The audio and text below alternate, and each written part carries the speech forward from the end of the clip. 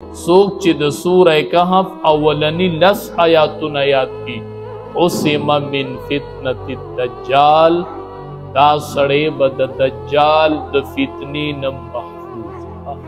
غټه فتنه چې د فتنو کې هغه د دجال ځکه هر پیغمبر د دجال د فتنې نه پناه غوښتلې ده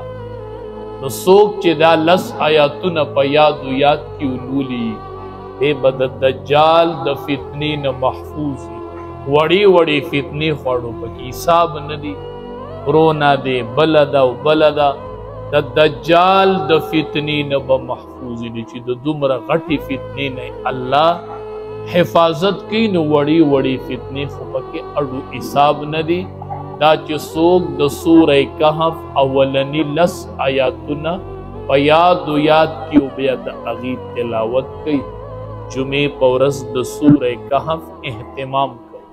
د درود شریف اهتمام کوي وای دا هغه ورځ ده چې په دې به دا نظام ورانیږي دا نظام چې ورانیږي نو دا به دا ورځ د جمعې وي په دې ورځ باندې د دې اهتمام ډېر هر ټیم آخرت له تیاری نبی کریم صلی الله علیه وسلم فرمائی اذا مات ابن آدم کله چې سړی وفات شي انقطع عمله د عمل ختم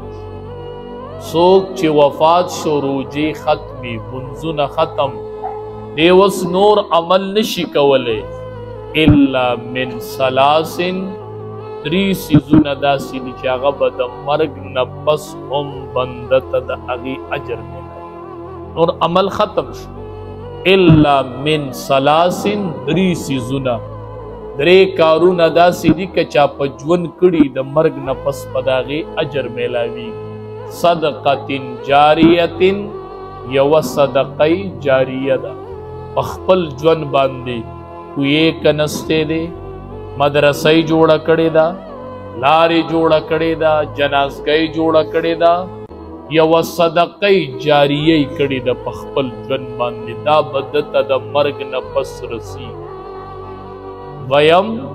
او علم ينتفع به اغا علم چې اغا نفمن علم نافع نفس علمنا اغا علم چې اغا بنده کړی او بیا خور کړی دنیا کې بلا شاګردان وي دی به مړي او د دې اجر به درته میلاوي امام بخاري رحمت الله علیه نه د وفات نه مخکې چا تپوس وکړو وی حضرت شاګردان دي څو عالم دې ته وایي وی شاګردان دي څو دي وی چې مخامخ میں ورته بخاری شریف ویلے دے نہ د هغې تعداد 90,000